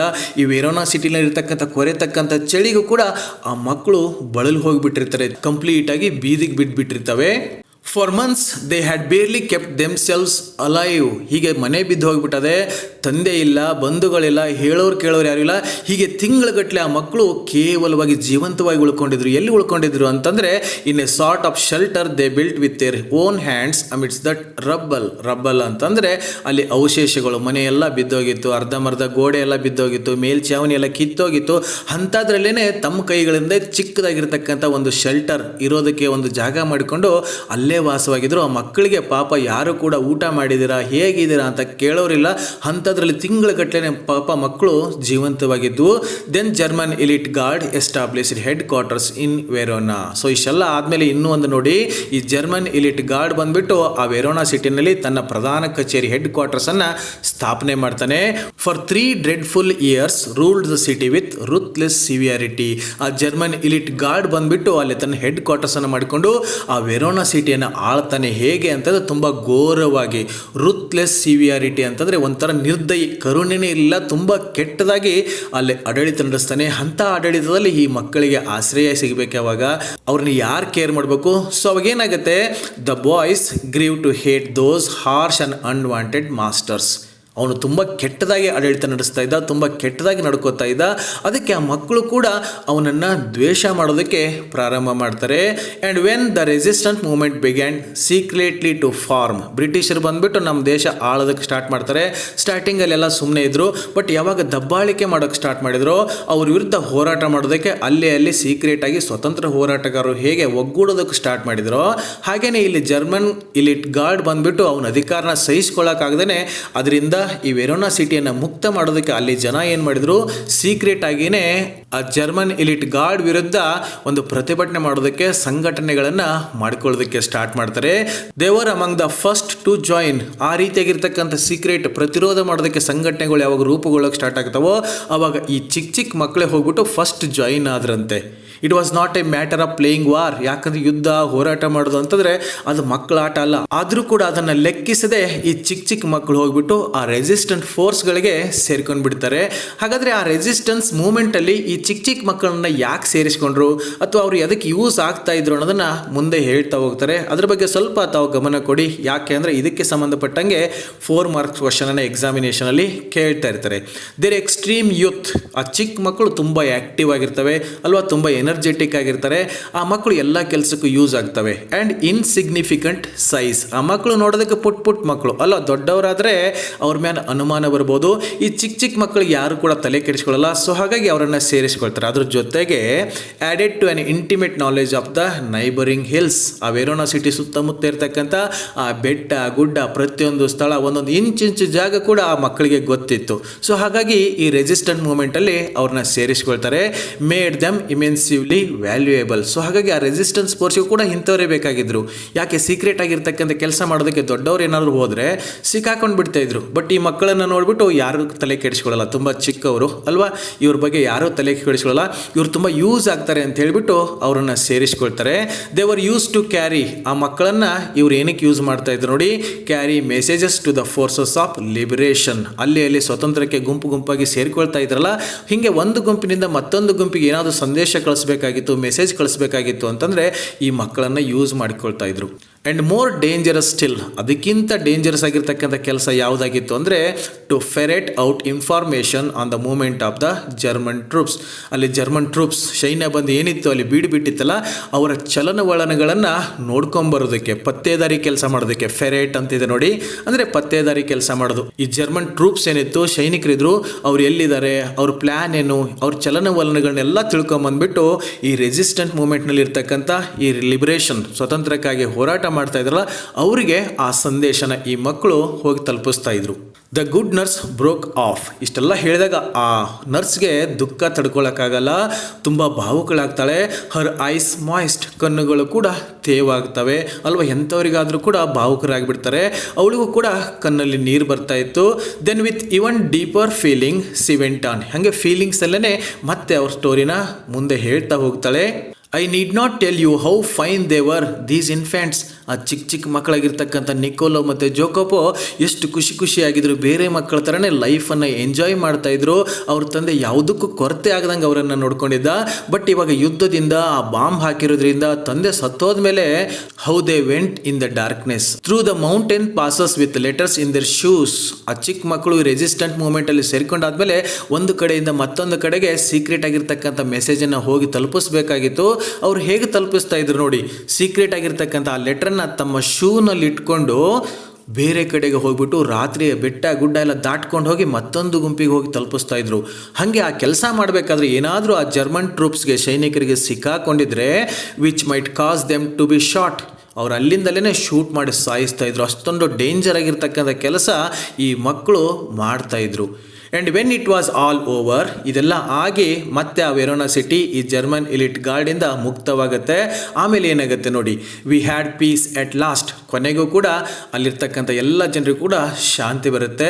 ಆಮೇಲೆ ಏನಾಗುತ್ತೆ, they came back to their beloved sister. ಅಷ್ಟೆಲ್ಲ ಆದಮೇಲೆ ವೆರೋನಾ ಸಿಟಿನಲ್ಲಿ ಶಾಂತಿ ಸ್ಥಾಪನೆ ಆಗುತ್ತೆ, ಮುಂಚಿನ ಥರನೇ ಆಗಿಬಿಡುತ್ತೆ. ಇನ್ನೆಲ್ಲ ಸರಿ ಹೋಯಿತು, ಇನ್ನು ತಮ್ಮ ಸಿಸ್ಟರನ್ನು ನೋಡೋಣ ಅಂತ ಮಕ್ಕಳು ಬಂದಾಗ ಏನಾಗಿರುತ್ತೆ, ಆ್ಯಂಡ್ ದೇ ಫೌಂಡ್ ಹರ್. ವಾಪಸ್ ಮನೆಗೆ ಬಂದು ನೋಡಿದಾಗ ಅವ್ರ ಸಿಸ್ಟರ್ಗೆ ಏನಾಗಿರುತ್ತೆ ನೋಡಿ, suffering from tuberculosis of spine contracted during the miseries of the war. ಆ ಯುದ್ಧದ ಪರಿಣಾಮದಿಂದ ಅಲ್ಲಿ ಬಳಲಿಕೆಯಿಂದ ಹುಡುಗಿಗೆ ಏನಾಗಿಬಿಟ್ಟಿರ್ತದೆ, ಟ್ಯೂಬರ್ಕ್ಯುಲೋಸಿಸ್ ಆಫ್ ಸ್ಪೈನ್ ಅಂತಂದರೆ ಇದು ಬೆನ್ನು ಮೂಳೆಗೆ ಸಂಬಂಧಪಟ್ಟಿರ್ತಕ್ಕಂಥ ಒಂದು ಕಾಯಿಲೆ. ಅಲ್ಲಿ ಕ್ಷಯರೋಗದ ಥರ, ಬೆನ್ನು ಮೂಳೆಯ ಕ್ಷಯರೋಗ ಅಂತ ಹೇಳ್ಬೋದು ಕನ್ನಡದಲ್ಲಿ. ಇದನ್ನು ಕೂಡ ತಾವು ನೆನ್ಪಿಟ್ಕೊಳ್ಳಿ, ಒಂದು ಅಂಕದ ಪ್ರಶ್ನೆಯನ್ನಾಗಿ ಕೇಳ್ತಾರೆ. Lucia was suffering from dash ಅಂತ ಕೇಳಿದರೆ ತಾವು ಟ್ಯೂಬರ್ಕ್ಯುಲೋಸಿಸ್ ಆಫ್ ಸ್ಪೈನ್ ಅಂತ ಬರೀಬೇಕು. ಇನ್ನೆಲ್ಲ ಸರಿ ಹೋಯ್ತು, ನಮ್ಮ ಜೀವನ ಸರಿ ಹೋಗುತ್ತೆ ಅಂತ ಮಕ್ಕಳು ಅವ್ರ ಅಕ್ಕನ ಹತ್ರ ನೋಡೋಕೆ ಬಂದುಬಿಟ್ರೆ ಅವಳು ಈ ಕಾಯಿಲೆಯಿಂದ ಬಳಲ್ತಾ ಇದ್ರು. ಮೊದಲೇ ಅವರಿಗೆ ತಿನ್ನೋದಕ್ಕೆ ಅನ್ನ ಇರಲಿಲ್ಲ, ಇರೋದಕ್ಕೆ ಜಾಗ ಇರಲಿಲ್ಲ, ಹೇಳೋರು ಕೇಳೋರು ಇರಲಿಲ್ಲ, ಕಷ್ಟ ಸುಖ ಹಂಚ್ಕೊಳ್ಳೋಕ್ಕೂ ಕೂಡ ಯಾರೂ ಇರಲಿಲ್ಲ. ಇನ್ನೆಲ್ಲ ಸರಿ ಹೋಯ್ತು ಅಂತ ಬರೋ ಹೊತ್ತಿಗೆ ಅವ್ರ ಅಕ್ಕನಿಗೆ ಈ ರೀತಿಯಾಗಿರ್ತಕ್ಕಂಥ ಕಾಯಿಲೆಯಿಂದ ಬಳಲ್ತಾ ಇದ್ಲು. She passed took a quick breath. ಆ ನರ್ಸು ಇಷ್ಟು ಹೇಳಾದ್ಮೇಲೆ ಸ್ವಲ್ಪ ನಿಲ್ಲಿಸ್ತಾಳೆ, ಮತ್ತೆ ದೀರ್ಘವಾಗಿರ್ತಕ್ಕಂಥ ಉಸಿರನ್ನು ತಗೊಂಡು ಮುಂದೆ ಏನು ಹೇಳ್ತಾಳೆ ನೋಡಿ, ಡಿಡ್ ದೇ ಗಿವ್ ಅಪ್. ಇಷ್ಟೆಲ್ಲ ಆದರೂ ಕೂಡ ಅವರೆಲ್ಲ ಕೈ ಬಿಟ್ಬಿಟ್ರಾ, ನಮ್ಮ ಕೈಯಿಂದ ಆಗಲ್ಲ ಅಂತ ಹೇಳ್ಬಿಟ್ಟು ಸೋಲನ್ನು ಒಪ್ಕೊಂಡು ಬಿಟ್ರಾ ಅಂತ ಲೇಖಕರಿಗೆ ಕೇಳ್ತಾಳೆ. I do not have to answer the question. ಆ ಪ್ರಶ್ನೆಗೆ ಇವರು ಉತ್ತರ ಹೇಳಬೇಕಾಗಿರಲಿಲ್ಲ. ಯಾಕೆಂದರೆ ಅವ್ರು ಪಡ್ತಕ್ಕಂಥ ಕಷ್ಟನ ಈ ಲೇಖಕರು ತಮ್ಮ ಕಣ್ಣಿಂದನೇ ಕಂಡಿದ್ರು. They brought her here. ಮುಂದೆ ಆ ನರ್ಸ್ ಹೇಳ್ತಾ ಇದ್ದಾಳೆ, ಅಷ್ಟೆಲ್ಲ ಆದಮೇಲೂ ಕೂಡ ಅವರ ಸಿಸ್ಟರನ್ನು ಕರ್ಕೊಂಡು ಈ ಆಸ್ಪತ್ರೆಗೆ ಕರ್ಕೊಂಬರ್ತಾರೆ. Persuaded us to take her into the hospital. ಅಲ್ಲಿ ಬಂದುಬಿಟ್ಟು ಆ ಆಸ್ಪತ್ರೆಯಲ್ಲಿ ಇರ್ತಕ್ಕಂಥವ್ರಿಗೆ ಮನಸ್ಸೊಲಿಸ್ತಾರೆ, ಕೇಳ್ಕೊಳ್ತಾರೆ, ರಿಕ್ವೆಸ್ಟ್ ಮಾಡ್ಕೋತಾರೆ, ನಮ್ಮ ಸಿಸ್ಟರನ್ನು ನಿಮ್ಮ ಆಸ್ಪತ್ರೆಗೆ ಅಡ್ಮಿಟ್ ಮಾಡಿ ಟ್ರೀಟ್ಮೆಂಟ್ ಕೊಡಿ ಅಂತೆಲ್ಲ ಕೇಳ್ಕೊಳ್ತಾರೆ. ಪರಿಸ್ಥಿತಿ ಹೇಗಿರುತ್ತೆ ನೋಡಿ, ಅವ್ರಿಗೆ ಇರೋಕ್ಕೆ ಜಾಗ ಇಲ್ಲ, ಕೈಯಲ್ಲಿ ದುಡ್ಡಿಲ್ಲ, ತಿನ್ನೋಕೆ ಅನ್ನ ಇಲ್ಲ, ಆದರೂ ಕೂಡ ಅವ್ರ ಸಿಸ್ಟರ್ನ ಸರಿ ಮಾಡಬೇಕು, ಅವಳು ವಾಸಿ ಮಾಡಬೇಕು ಅಂತ ಕರ್ಕೊಂಬಂದ್ಬಿಟ್ಟು ಆಸ್ಪತ್ರೆಗೆ ಬಂದುಬಿಟ್ಟು ರಿಕ್ವೆಸ್ಟ್ ಮಾಡ್ಕೋತಾರೆ. In the 12 months she has been our patient. So ಅಲ್ಲಿ ಆಸ್ಪತ್ರೆಗೆ ಅಡ್ಮಿಟ್ ಮಾಡಿ 12 ತಿಂಗಳಾಗಿದೆ, ಅಂದರೆ ಹೆಚ್ಚು ಕಡಿಮೆ 1 ವರ್ಷದಿಂದ ಆ ಆಸ್ಪತ್ರೆಯಲ್ಲಿ ಅವಳು ಟ್ರೀಟ್ಮೆಂಟ್ ತಗೋತಾ ಇದ್ದಾಳೆ. ತಮಗನಿಸ್ಬೋದು ಅಲ್ವಾ, ಒಂದು ಸಾರಿ ನಾವು ಆಸ್ಪತ್ರೆಗೆ ಹೋದರೆ 500,000 ರೂಪಾಯಿ ಹೋಗಿರ್ತದೆ. 1 ವರ್ಷಗಟ್ಟಲೆ ಅಲ್ಲಿ ಆಸ್ಪತ್ರೆಯಲ್ಲಿಟ್ಟು ಟ್ರೀಟ್ಮೆಂಟ್ ಕೊಡಬೇಕಾಗಿತ್ತು. ಅಂಥ ಒಂದು ಸಮಸ್ಯೆಯಿಂದ ಬಳಲ್ತಾ ಇದ್ಲು. C has made good progress. ಅಲ್ಲಿ ಆಸ್ಪತ್ರೆಗೆ ಅಡ್ಮಿಟ್ ಮಾಡಿ ಟ್ರೀಟ್ಮೆಂಟ್ ಎಲ್ಲ ಕೊಟ್ಟು ಆದಮೇಲೆ ಅವಳ ಒಂದು ಆರೋಗ್ಯದಲ್ಲಿ ಕೂಡ ಸುಧಾರಣೆ ಕಂಡುಬರುತ್ತೆ. There is every hope that one day she will walk and sing again. ಅಷ್ಟೊಂದು ಸುಧಾರಣೆ ಆಗೋದನ್ನು ನೋಡಿದಾಗ ಅವರಿಗೂ ಕೂಡ ಒಂದು ಭರವಸೆ ಇದೆ. ಏನಂತ, ಆ ಲೂಸಿಯಾ ಒಂದಿನ ಸಂಪೂರ್ಣವಾಗಿ ಗುಣಮುಖಳಾಗ್ತಾಳೆ, ಎಲ್ಲರ ಥರನೇ ಓಡಾಡ್ತಾಳೆ, ಹಾಗೆ ಒಬ್ಬ ಸಿಂಗರ್ ಆಗಬೇಕು ಅನ್ನೋ ಅವಳ ಆಸೆ ಏನಾಗಿತ್ತಲ್ಲ, ಅವ್ರ ತಂದೆ ಥರನೇ ಅವಳು ಒಬ್ಬರು ಸಿಂಗರ್ ಆಗ್ತಾಳೆ ಅಂತ ಹೇಳ್ತಾಳೆ. Of course everything is so difficult ನಾವು. ಆದರೆ 1 ವರ್ಷಗಟ್ಟಲೆ ಆಸ್ಪತ್ರೆಯಲ್ಲಿ ಇಟ್ಕೊಂಡು ಅವಳಿಗೆ ಟ್ರೀಟ್ಮೆಂಟ್ ಕೊಡಿಸ್ಬೇಕಂದ್ರೆ ಅಷ್ಟು ಈಸಿ ಆಗಿರಲಿಲ್ಲ. ಯಾಕಂದರೆ ಮಕ್ಕಳ ಹತ್ರ ಏನೂ ಇರಲಿಲ್ಲ. ಸೊ ಅಂಥ ಮಕ್ಕಳು ಅವ್ರ ಅಕ್ಕನ ತಂದು ಹಾಸ್ಪಿಟ್ಲಿಗೆ ಅಡ್ಮಿಟ್ ಮಾಡಿದ್ದಾರೆ. ಸೊ ಆಸ್ಪತ್ರೆದವರು ಕೂಡ ಎಷ್ಟಂತ ಫ್ರೀಯಾಗಿ ನೋಡ್ಕೊಳ್ಳೋಕ್ಕಾಗತ್ತೆ ಹೇಳಿ. ಯಾಕೆ ಅಂದರೆ ಅಲ್ಲಿ ಕೊಡ್ತಕ್ಕಂಥ ಟ್ರೀಟ್ಮೆಂಟ್ ಇರ್ಬೋದು, ಔಷಧಿ ಇರ್ಬೋದು, ಅವಳಿಗೆ ಊಟ ಇರ್ಬೋದು, ಅದಕ್ಕೆಲ್ಲ ತುಂಬ ದುಡ್ಡು ಖರ್ಚಾಗುತ್ತೆ. Food so scarce and dear. ಯಾಕಂದರೆ ಊಟ ಎಲ್ಲ ಈಗ ತುಂಬ ಸಿಗೋದಿಲ್ಲ, ತುಂಬ ಕೊರತೆ ಇದೆ. ಆ್ಯಂಡ್ ಡಿಯರ್, ಇಲ್ಲಿ ಡಿಯರ್ ಅಂತಂದರೆ ಪ್ರೀತಿ ಅಂತ ತಾವು ತಿಳ್ಕೊಳಕ್ಕೆ ಹೋಗಬೇಡಿ. ಕಾಸ್ಟ್ಲಿ ಅಥವಾ ಎಕ್ಸ್ಪೆನ್ಸಿವ್ ಅಂತ ಅರ್ಥ ಆಗುತ್ತೆ ಅಲ್ವಾ. ಊಟ ಇರ್ಬೋದು, ಔಷಧಿ ಇರ್ಬೋದು, ಎಲ್ಲ ಕಾಸ್ಟ್ಲಿ ಇದೆ. ಸೊ ಹಾಗಾಗಿ ಆಸ್ಪತ್ರೆಯವರು ಕೂಡ ಫ್ರೀಯಾಗಿ ಟ್ರೀಟ್ಮೆಂಟ್ ಕೊಡೋಕ್ಕಾಗಲ್ಲ. We could not keep going unless we charge a fee. ಅವಳನ್ನ ಅಡ್ಮಿಟ್ ಮಾಡ್ಕೊಂಡು ಅವಳಿಗೆ ಟ್ರೀಟ್ಮೆಂಟ್ ಕೊಡಬೇಕು ಅಂದರೆ ಫ್ರೀಯಾಗಿ ನಾವು ಕೊಡೋಕ್ಕಾಗಲ್ಲ. ನಾವು ಕೂಡ ಹೆಲ್ಪ್ಲೆಸ್ ಆಗಿದ್ದೀವಿ. ಅವರಿಗೆ ಟ್ರೀಟ್ಮೆಂಟ್ ಮಾಡಿದ್ದಕ್ಕೆ ಬಿಲ್ನ ತುಂಬಲೇಬೇಕಾಗತ್ತೆ, ಫೀಸ್ನ ಕಟ್ಟಲೇಬೇಕಾಗತ್ತೆ. But every week Lucia's brothers have made their payment. ಅವ್ರಿಗೆ ಯಾರೂ ಇಲ್ಲದೇ ಇದ್ದರೂ ಕೂಡ ಆ ಲೂಸಿಯಾಸ್ ಬ್ರದರ್ಸ್, ಈ ನಿಕೋಲೋ ಮತ್ತು ಜೋಕೋಪ್ ಏನಿದ್ದಾರೆ, ಪ್ರತಿ ವಾರ ಬಂದುಬಿಟ್ಟು ಆಸ್ಪತ್ರೆ ಬಿಲ್ಲನ್ನು ಕಟ್ತಾರೆ. ಇವಾಗ ತಮಗೆ ಅರ್ಥ ಆಗಿರ್ಬೋದು, ಆ ನಿಕೋಲೋ ಮತ್ತು ಜೋಕೋಪೋ ವೆರೋನಾ ಸಿಟಿನಲ್ಲಿ ಯಾಕೆಷ್ಟು ಕಷ್ಟಪಟ್ಟು ಕೆಲಸ ಮಾಡ್ತಾಯಿದ್ರು ಅಲ್ವಾ.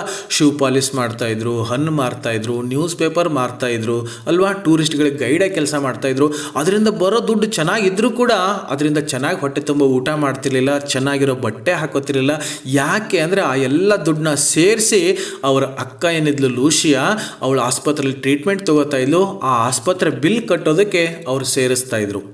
C added simply. ಆಮೇಲೆ ಮುಂದೆ ಆ ನರ್ಸ್ ಹೇಳ್ತಾಳೆ, I don't know what they do, I don't ask. ಆ ಇಬ್ಬರು ಮಕ್ಕಳು ವೆರೋನಾ ಸಿಟಿನಲ್ಲಿ ಏನು ಮಾಡ್ತಾರೆ ಅಂತ ನನಗೆ ಗೊತ್ತಿಲ್ಲ, ನಾನು ಕೇಳೇನೂ ಇಲ್ಲ ಕೂಡ. Work is scarce in Verona. ಅಂತ ವೆರೋನಾ ಸಿಟಿಯಲ್ಲಿ ಕೆಲಸ ಸಿಗೋದು ತುಂಬ ಕಷ್ಟ. ಓದು ಬರೋ ಕಲಿತು ಡಿಗ್ರಿ ತೊಗೊಂಡವ್ರಿಗೆ ಅಲ್ಲಿ ಎಲ್ಲ ಕೆಲಸ ಸಿಗಲ್ಲ, ಖಾಲಿ ಅಡ್ಡಾಡ್ತಾ ಇರ್ತಾರೆ. ಅಂಥದ್ರಲ್ಲಿ ಈ ಚಿಕ್ಕ ಮಕ್ಕಳು ಅಲ್ವಾ, ವಯಸ್ಸಲ್ಲಿ ಕೂಡ ಚಿಕ್ಕ ಮಕ್ಕಳು, ಎಜುಕೇಷನ್ ಇಲ್ಲ, ಅಂಥವ್ರಿಗೆ ಯಾರು ಕೆಲಸಕ್ಕೆ ಇಟ್ಕೊಂಡು ಸಂಬಳ ಕೊಡ್ತಾರೆ ಹೇಳಿ. ಸೊ ಹಾಗಾಗಿ ವೆರೋನಾ ಸಿಟಿನಲ್ಲಿ ಅವ್ರು ಏನು ಮಾಡ್ತಾರೆ ಅನ್ನೋದು ಗೊತ್ತಿಲ್ಲ. But what ever it is, ಅವರಲ್ಲಿ ಏನೇ ಮಾಡಿದ್ರು ಕೂಡ I know they do it well. ಅವ್ರು ತುಂಬ ಚೆನ್ನಾಗೇ ಮಾಡ್ತಾರೆ, ಯಾವುದೇ ಕೆಲಸ ಮಾಡಿದ್ರು ಕೂಡ ಚೆನ್ನಾಗೇ ಮಾಡ್ತಾರೆ ಅಂತ ಗೊತ್ತಿದೆ ಅಂತ ಆ ನರ್ಸ್ ಹೇಳ್ತಾಳೆ. ಅವಾಗ ಲೇಖಕರು ಎಸ್ ಐ ಅಗ್ರೀಡ್, ಇವರು ಕೂಡ ಒಪ್ಕೋಬೇಕಾಗಿತ್ತು. ಯಾಕೆ ಅಂದರೆ ವೆರೋನಾ ಸಿಟಿನಲ್ಲಿ ಆ ಇಬ್ಬರು ಮಕ್ಕಳು ಏನು ಮಾಡ್ತಾಯಿದ್ರು ಅನ್ನೋದು ಲೇಖಕರು ಕಣ್ಣಾರೆ ನೋಡಿದರು ಅಲ್ವಾ. ಅವ್ರು ಪಡ್ತಕ್ಕಂಥ ಕಷ್ಟ ಅಲ್ವಾ, ಒಂಚೂರು ಮಳೆ ಬಿಸಿಲು ಗಾಳಿ ಅನ್ನೋದೇ ದುಡಿತಾ ಇದ್ರು, ಅದೆಲ್ಲ ನೋಡಿದರು. They couldn't do it better. ಇದಕ್ಕಿಂತ ಹೆಚ್ಚಾಗಿ ಇನ್ನೇನು ಮಾಡೋಕ್ಕಾಗತ್ತೇಳಿ, ಅವ್ರು ಮಾಡೋದು ಚೆನ್ನಾಗೇ ಮಾಡ್ತಾ ಇದ್ದಾರೆ ಅಂತಂದರು.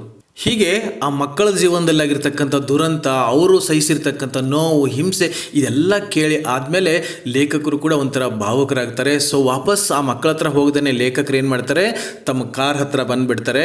I waited outside until the boys rejoined me. So ಅಲ್ಲೇ ಕಾರಲ್ಲೇ ಬಂದುಬಿಟ್ಟು ವೇಟ್ ಮಾಡ್ತಾ ಕೂತ್ಕೋತಾರೆ. ಆಮೇಲೆ ಆ ಮಕ್ಕಳು ಬಂದು ಕೂಡ ಕಾರಿಗೆ ಬಂದು ಇವ್ರನ್ನ ಜಾಯಿನ್ ಆಗ್ತಾರೆ. Then drove them back to the city. So ಅಲ್ಲಿಂದ ನೆಟ್ಟಿಗೆ ಡ್ರೈವಿಂಗ್ ಮಾಡಿಕೊಂಡು ವಾಪಸ್ ವೆರೋನಾ ಸಿಟಿಗೆ ಕರ್ಕೊಂಡು ಬರ್ತಾರೆ. They sat beside me not speaking. ಆ ಮಕ್ಕಳು ಹೋಗುವಾಗ ಎಷ್ಟೊಂದು ಮಾತಾಡ್ಕೊಂಡು ಖುಷಿ ಖುಷಿಯಾಗಿ ಏನೋ ಒಂಥರ ರೋಮಾಂಚನ ಥ್ರಿಲ್ ಇತ್ತು, ಹೋಗಬೇಕು ನೋಡಬೇಕು ಅಂತ. ಬಟ್ ಈಗ ವಾಪಸ್ ಬರಬೇಕಾದ್ರೆ ಸೈಲೆಂಟಾಗಿ ಕೂತ್ಕೊಂಡಿದ್ದಾರೆ, ಏನೂ ಮಾತಾಡ್ತಾ ಇಲ್ಲ. In a mood of quiet contentment. ಯಾಕೆ ಅಂದರೆ ಬರಬೇಕಾದ್ರೆ ಅವ್ರ ಮನಸ್ಸು ಒಂಥರ ನಿರಾಳವಾಗಿತ್ತು. ಒಂದು ವಾರ ಕಷ್ಟಪಟ್ಟು ದುಡಿದು ಆ ದುಡ್ಡನ್ನು ತಂದು ಆಸ್ಪತ್ರೆ ಬಿಲ್ ಕಟ್ಟಿದಾಗ ಅವ್ರಿಗೆ ಸಮಾಧಾನ ಆಗ್ತಾ ಇತ್ತು. ಅವ್ರ ಅಕ್ಕನ ಒಂದು ಆರೋಗ್ಯ ಸುಧಾರಿಸೋದನ್ನು ನೋಡಿದಾಗ ಅವ್ರ ಮನಸ್ಸು ಒಂಥರ ನಿರಾಳ ಆಗ್ತಾ ಇತ್ತು. ಸೊ ಆ ಖುಷಿನಲ್ಲಿ ಆ ಮಕ್ಕಳು ಮಾತಾಡ್ತಾ ಇರಲಿಲ್ಲ, ಸುಮ್ಮನೆ ಸೈಲೆಂಟಾಗಿ ಕೂತ್ಕೊಂಡಿದ್ರು. For my part I did not say a word. ಲೇಖಕರು ಕೂಡ ಒಂದು ಮಾತನ್ನು ಅಲ್ಲಿ ಏನೂ ಆ ಮಕ್ಕಳಿಗೆ ಮಾತಾಡ್ಸಕ್ಕೆ ಹೋಗಲ್ಲ. ಯಾಕೆ ಅಂದರೆ ಇವ್ರಿಗೂ ಕೂಡ ಆ ಮಕ್ಕಳ ಬಗ್ಗೆ ಕೇಳಿದಾಗ ಇವರು ಕೂಡ ಭಾವುಕರಾಗಿರ್ತಾರೆ, ಏನೋ ಮನಸ್ಸು ಒಂಥರ ಭಾರವಾದಂಗೆ ಅನಿಸ್ತಾ ಇರ್ತದೆ. ಇವರು ಕೂಡ ಸೈಲೆಂಟಾಗಿಯೇ ಡ್ರೈವಿಂಗ್ ಮಾಡ್ಕೊಂಡು ಬರ್ತಾರೆ. I knew they would prefer to feel that they had safely kept their secret. ಇವರು ಕೂಡ ಅವ್ರಿಗೆ ಏನು ಕೇಳಕ್ಕೆ ಹೋಗಲ್ಲ. ಯಾಕೆಂದರೆ ಮಕ್ಕಳು ಯಾರ ಮುಂದೆ ಕೂಡ ಕೈ ಚಾಚಕ್ಕೆ ಹೋಗಿರಲಿಲ್ಲ. ಯಾರ ಸಿಂಪತಿ, ಯಾರ ಅನುಕಂಪಕ್ಕೂ ಕೂಡ ಅವ್ರು ವೇಟ್ ಮಾಡಿದ್ರು. ತಾವೇ ಕಷ್ಟಪಟ್ಟು ದುಡಿದು ಅವರ ಸಿಸ್ಟರ್ ಟ್ರೀಟ್ಮೆಂಟ್ಗೆ ಕೊಡಿಸ್ತಾ ಇದ್ರು. ಸೊ ಆ ಸೀಕ್ರೆಟ್ ಆ ಮಕ್ಕಳೊಳಗೆ ಇರಲಿ. ನಾನು ಕೇಳಿಬಿಟ್ಟು ಯಾಕೆ ಅಯ್ಯೋ ಇವರಿಗೆಲ್ಲ ಗೊತ್ತಾಯ್ತಾ ಅಂತ ಹೇಳ್ಬಿಟ್ಟು ಅವರು ಕೂಡ ಭಾವಿಸಬಾರ್ದು ಅಂತ ಹೇಳ್ಬಿಟ್ಟು ಏನೂ ಕೂಡ ಮಾತಾಡೋಕ್ಕೆ ಹೋಗಲ್ಲ. At this silent EPIC. ಆದರೂ ಕೂಡ ಆ ಮಕ್ಕಳ ಒಂದು ಮೌನ ಮಹಾಕಾವ್ಯ ಅಂತ ಹೇಳ್ತಾರೆ. ಯಾಕೆ ಅಂದರೆ ಅಷ್ಟು ಚಿಕ್ಕ ವಯಸ್ಸಿನಲ್ಲಿ ಮಕ್ಕಳು ಅಷ್ಟೊಂದು ತ್ಯಾಗ ಮಾಡ್ತಾ ಇದ್ದಾರೆ. ಅವರ ಸಿಸ್ಟರ್ಗೋಸ್ಕರವಾಗಿ ಹಗಲು ರಾತ್ರಿ ಅನ್ನೋದು ದುಡಿತಾ ಇದ್ದಾರೆ. ಜವಾಬ್ದಾರಿನ ತಮ್ಮ ಭುಜದ ಮೇಲೆ ಹೊತ್ಕೊಂಡಿದ್ದಾರೆ. ಅದಕ್ಕೆ ಇದನ್ನು ಸೈಲೆಂಟ್ ಎಪಿಕ್ ಅಂತ ಹೇಳ್ತಾರೆ. ಅಂದರೆ ಮೌನ ಮಹಾಕಾವ್ಯ ಅಂತ ಹೇಳ್ಬೋದು. ಅಷ್ಟು ಚಿಕ್ಕ ಮಕ್ಕಳು ತಮ್ಮ ಕಷ್ಟ ಯಾರ ಮುಂದೆ ಹೇಳ್ಕೊಳ್ತಾ ಇಲ್ಲ, ಯಾರ ಮುಂದೆ ಕೈ ಚಾಚೋದಕ್ಕೂ ಕೂಡ ಅವ್ರಿಗೆ ಇಷ್ಟ ಇಲ್ಲ, ಯಾರ್ದೋ ಒಂದು ಅನುಕಂಪದಲ್ಲಿ ಬದುಕೋದಕ್ಕೂ ಕೂಡ ಆ ಮಕ್ಕಳಿಗೆ ಇಷ್ಟ ಇಲ್ಲ. Silent EPIC of youthful devotion. ಆ ಮಕ್ಕಳು ತಮ್ಮನ್ನು ತಾವು ತೊಡಗಿಸ್ಕೊಂಡು ಆ ಜವಾಬ್ದಾರಿ ತೊಗೊಂಡಿರ್ತಕ್ಕಂಥ ಅವರ ಸ್ಟೋರಿನೇ ಒಂದು ಮಹಾಕಾವ್ಯದ ಥರ ಇದೆ. Had it touched me deeply. ಆ ಕಥೆನ ಕೇಳಿದಾಗ ಅವ್ರ ಹಿನ್ನೆಲೆಯನ್ನು ತಿಳ್ಕೊಂಡಾಗ ಇವರು ಕೂಡ ತುಂಬ ಭಾವುಕರಾಗ್ತಾರೆ. War with its attendant horrors had not broken their spirit. ಅಂತ ಯುದ್ಧನೇ ಇರ್ಬೋದು, ಅದರ ಒಂದು ಭಯಾನಕತೆ ಇರ್ಬೋದು, ಸಿಟಿನೇ ನಾಶ ಮಾಡಿರ್ಬೋದು, ಇವ್ರ ಮನೆಯೇ ನಾಶ ಮಾಡಿರ್ಬೋದು. ಆದರೆ ಆ ಯುದ್ಧ ಈ ಮಕ್ಕಳಲ್ಲಿರ್ತಕ್ಕಂಥ ಸ್ಪಿರಿಟ್, ಚೈತನ್ಯ ಏನಿದೆ ಅದನ್ನು ನಾಶ ಮಾಡೋಕ್ಕೆ ಸಾಧ್ಯ ಆಗಿರಲಿಲ್ಲ ಅಂತ ಹೇಳ್ತಾರೆ. ಆ್ಯಂಡ್ ಇಫ್ ಆ್ಯನ್ ಅನ್ಟೈಮ್ಲಿ ಮ್ಯಾಚ್ಯೂರಿಟಿ ಅಂತಂದರೆ ಪಕ್ವತೆ. ಜೀವನದಲ್ಲಿ ನಮಗೆ ಜವಾಬ್ದಾರಿ ಬರುತ್ತೆ. ಸಾಮಾನ್ಯವಾಗಿ ಯಾವಾಗ ಜವಾಬ್ದಾರಿ ಬರ್ತದೆ? ತುಂಬ ದೊಡ್ಡವರಾಗಿ ಯಾವುದೋ ಕೆಲಸಕ್ಕೆ ಸೇರಿಕೊಂಡು ಸಂಬಳ ತಗೊಂಡು ಮದುವೆ ಮಾಡಿಕೊಂಡು ಮಕ್ಕಳು ನೋಡ್ಕೋಬೇಕು, ಸಂಸಾರ ನಡೆಸಬೇಕು ಅನ್ನತಕ್ಕಂಥ ಜವಾಬ್ದಾರಿ ಬರ್ತದಲ್ಲ. ಬಟ್ ಈ ಮಕ್ಕಳಿಗೆ ಚಿಕ್ಕ ವಯಸ್ಸಿನಲ್ಲೇ ಬಂದದೆ, 12-13 ವಯಸ್ಸು. ಆವಾಗಲೇ ಈ ಜವಾಬ್ದಾರಿನ ತೊಗೊಂಡಿದಾರಲ್ಲ, ಅದಕ್ಕೆ ಇಲ್ಲಿ ಹೇಳ್ತಾ ಇದ್ದಾರೆ untimely maturity had been forced upon them. ಆ ಚಿಕ್ಕ ವಯಸ್ಸಿನಲ್ಲಿ 12-13 ವಯಸ್ಸಿನಲ್ಲಿ ಮಕ್ಕಳು ಏನು ಮಾಡಬೇಕು? ಸ್ಕೂಲ್ಗೆ ಹೋಗಬೇಕು, ಆಟ ಮಾಡಬೇಕು, ಜೀವನನ ಎಂಜಾಯ್ ಮಾಡಬೇಕು. ಆದರೂ ಕೂಡ ಅಷ್ಟು ಚಿಕ್ಕ ವಯಸ್ಸಿನಲ್ಲೇ ಈ ಜವಾಬ್ದಾರಿ ಅವ್ರ ಬೆನ್ನ ಮೇಲೆ ಬಂದದೆ. At least they had accepted it dignity and courage. ಚಿಕ್ಕ ವಯಸ್ಸಿನಲ್ಲೇ ಇಷ್ಟು ಕೆಲಸ ಮಾಡಬೇಕಾದ್ರೂ ಕೂಡ ಅವ್ರೇನೋ ಯಾರನ್ನೋ ದೂರ್ತಾ ಇರಲಿಲ್ಲ. ನಮಗೆ ಯಾಕಿದು, ನಮ್ಮ ಕರ್ಮನ ನಾವು ಯಾಕೆ ಇಷ್ಟು ಮಾಡ್ಬೇಕಂತ ಇಲ್ಲ. ಅಷ್ಟೇ ಡಿಗ್ನಿಟಿ ಆ್ಯಂಡ್ ಕರೇಜ್, ಅಷ್ಟೇ ಘನತೆಯಿಂದ, ಅಷ್ಟೇ ಗೌರವದಿಂದ, ಅಷ್ಟೇ ಧೈರ್ಯದಿಂದ ಆ ಜವಾಬ್ದಾರಿನ ತಗೊಂಡು ನಿಭಾಯಿಸ್ತಾ ಇದ್ರು. Their selfless action. ಅಷ್ಟೊಂದು ನಿಸ್ವಾರ್ಥದ ಅವರ ಕೆಲಸ ಏನಿತ್ತಲ್ಲ, ಅಂದರೆ ನೋಡಿ ತಮ್ಮ ಸ್ವಾರ್ಥಕ್ಕಾಗಿ ಏನು ಮಾಡ್ತಾ ಇಲ್ಲ. ಅಷ್ಟೊಂದು ದುಡ್ಡು ಗಳಿಸಿದ್ರು ಕೂಡ ಚೆನ್ನಾಗಿರೋ ಊಟ ಮಾಡ್ಬೇಕು ಅನ್ಕೋತಾ ಇರಲಿಲ್ಲ, ಚೆನ್ನಾಗಿರೋ ಬಟ್ಟೆ ಹಾಕೋಬೇಕು ಅನ್ಕೋತಾ ಇರಲಿಲ್ಲ. ಇದೆಲ್ಲ brought a new nobility to human life. ಮನುಷ್ಯರಲ್ಲಿ ಕೂಡ ಇಂಥ ಒಳ್ಳೆಯವರು ಇರ್ತಾರೆ ಅನ್ನೋದು ಒಂದು ಘನತೆ, ಗೌರವವನ್ನು ತರುತ್ತೆ. Gave promise of a greater hope for human society. ಈ ಮನುಷ್ಯನ ಒಂದು ಸಮಾಜಕ್ಕೇ ಇದೊಂದು ಹೋಪ್ ಅನ್ಬೋದು. ಯಾಕೆಂದರೆ ಇಂಥ ಒಳ್ಳೆಯ ಜನನೂ ಇರ್ತಾರೆ, ಸಮಾಜದ ಪೂರ್ತಿ ಕೆಟ್ಟವರು ಇರ್ತಾರಂತಲ್ಲ, ಒಳ್ಳೆಯವರು ಇರ್ತಾರೆ, ತುಂಬ ಕಷ್ಟಪಡೋರು ಇರ್ತಾರೆ, ಶ್ರಮ ಪಡೋರು ಇರ್ತಾರೆ, ಜವಾಬ್ದಾರಿ ತಗೊಳ್ಳಿರ್ತಾರೆ. ಸೊ ಇಷ್ಟು ಚಿಕ್ಕ ವಯಸ್ಸಿನಲ್ಲಿ ಮಕ್ಕಳು ಇಷ್ಟೊಂದು ತ್ಯಾಗ ಮಾಡಿಕೊಂಡು ಒಂದು ನಿಸ್ವಾರ್ಥದಿಂದ ಕಷ್ಟಪಟ್ಟು ದುಡಿದು ತಮ್ಮ ಸಿಸ್ಟರ್ನ ಟ್ರೀಟ್ ಮಾಡೋದಕ್ಕೆ ದುಡ್ಡನ್ನು ಖರ್ಚು ಮಾಡ್ತಾ ಇದ್ದಾರೆ. ಜೀವನದ ಬಗ್ಗೆ ಒಂದು ಕನಸು ಕಾಣ್ತಾ ಇದ್ದಾರೆ. ಈ ಚಿಕ್ಕ ವಯಸ್ಸಿನಲ್ಲಿ ಜವಾಬ್ದಾರಿ ತೊಗೊಂಡಿದ್ದಾರೆ. ಇದೆಲ್ಲ ನೋಡಿದಾಗ ಈ ಮನುಷ್ಯನ ಸೊಸೈಟಿಗೆ ಇದೊಂದು ಹೋಪ್ ಅಂತ ಹೇಳ್ತಾರೆ. ಓಕೆ ಡಿಯರ್ ಸ್ಟೂಡೆಂಟ್ಸ್, ಇಲ್ಲಿವರೆಗೆ ಎ.ಜೆ. ಕ್ರೋನಿನ್ ಅವರು ಬರೆದಿರ್ತಕ್ಕಂಥ 2 ಜೆಂಟಲ್ಮೆನ್ ಆಫ್ ವೆರೋನಾ ಅನ್ನುವಂಥ ಪಾಠವನ್ನು 2 ಭಾಗಗಳಲ್ಲಿ ಅರ್ಥ ಮಾಡಿಕೊಳ್ಳೋದಕ್ಕೆ ಪ್ರಯತ್ನ ಪಟ್ವಿ. ತುಂಬ ಸಿಂಪಲ್ ಆಗಿರ್ತಕ್ಕಂಥ ಪಾಠ, ತಮ್ಮೆಲ್ಲರಿಗೂ ಕೂಡ ಅರ್ಥ ಆಗಿದೆ ಅಂತ ಅನ್ಕೋತೀನಿ. ಈ ಪಾಠದಲ್ಲಿ ಬರ್ತಕ್ಕಂಥ ಸ್ಟೋರಿ ಕೂಡ ತಮ್ಮೆಲ್ಲರಿಗೂ ಇಷ್ಟ ಆಗಿದೆ ಅಂತ ಅನ್ಕೋತೀನಿ. ಈ ಪಾಠವನ್ನು ತಾವೆಲ್ಲರೂ ಕೂಡ ಓದ್ಕೊಂಡು ಎಕ್ಸಾಮಿನೇಷನ್ಗೆ ಪ್ರಿಪೇರ್ ಆಗಿ ಅಂತ ಹೇಳ್ತಾ, ಈ ಪಾಠಕ್ಕೆ ಸಂಬಂಧಪಟ್ಟಿರ್ತಕ್ಕಂಥ 1 ಅಂಕದ ಮತ್ತು 4 ಅಂಕದ ಪ್ರಶ್ನೆಗಳನ್ನು ಎಕ್ಸಾಮಿನೇಷನಲ್ಲಿ ಯಾವ ರೀತಿಯಾಗಿ ಕೇಳ್ತಾರೆ ಕೇಳ್ತಾರೆ, ಅದಕ್ಕೆ ನಾವು ಹೇಗೆ ಆನ್ಸರ್ ಮಾಡಬೇಕು ಅನ್ನೋದನ್ನು ಒಂದು ನೋಟ್ಸ್ ಮಾಡಿಬಿಟ್ಟು PDF ಫಾರ್ಮ್ಯಾಟಲ್ಲಿ ಒಂದು ನೋಟ್ಸನ್ನು ಮಾಡಿ ಈ ವಿಡಿಯೋಗಳಿಗೆ ಕೊಟ್ಟಿರ್ತಕ್ಕಂಥ ಡಿಸ್ಕ್ರಿಪ್ಷನ್ ಬಾಕ್ಸಲ್ಲಿ ಅದರ ಲಿಂಕನ್ನು ಕೊಡ್ತೀನಿ. ತಾವು ಅದನ್ನು ಕ್ಲಿಕ್ ಮಾಡಿಕೊಂಡು ಡೌನ್ಲೋಡ್ ಮಾಡಿಕೊಂಡು ಎಕ್ಸಾಮಿನೇಷನ್ಗೆ ಓದೋದಕ್ಕೆ ಯೂಸ್ ಮಾಡಿಕೊಳ್ಳಿ ಅಂತ ಹೇಳ್ತಾ ಇವತ್ತಿನ ಕ್ಲಾಸನ್ನು ಇಲ್ಲೇ ಮುಗಿಸ್ತಾ ಇದ್ದೀನಿ. ಇನ್ನು ನೆಕ್ಸ್ಟ್ ಕ್ಲಾಸಲ್ಲಿ ಬೇರೆ ಒಂದು ಟಾಪಿಕ್ ಜೊತೆಗೆ ಮತ್ತೆ ಸಿಗೋಣ. So till then take care.